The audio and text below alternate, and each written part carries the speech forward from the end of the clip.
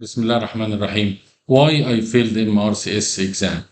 This is question is been asked by a lot of candidates at the end of when they get the results, and a lot of them doesn't know why he failed the exam because he thinks that he has performed it very well, and he has usually 2 degrees, one degree for the knowledge, one for the skills, and doesn't tell you much. So that is why I have created this platform, putting my examiner experience and Professor Shireen Al-Hariri examiner experience. And among us, we have around 30 years of experience of examining candidates. So we know very well what are the common mistakes, what are the tips and tricks, and how to avoid them, and how to get your performance better, how to reach your success in the OSCE station.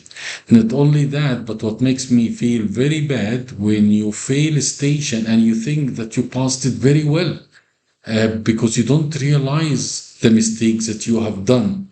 And when you come for another next time, you done the same mistakes, you haven't improved. So this platform is designed for young surgeons who want to progress in their career, to get MRCS exam and to work in United Kingdom or any other country.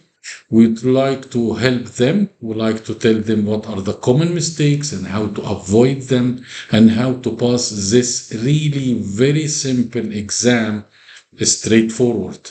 And I hope you will benefit from our lectures on MRCS virtual OSCE station, how you can manage stress, how to achieve the highest possible mark. My name is Dr. Muhammad Omar Farouk. I'm a consultant vascular surgeon and examiner of the Royal College of Surgeons of England over the past 15 years. Thank you very much, and I wish you all the best.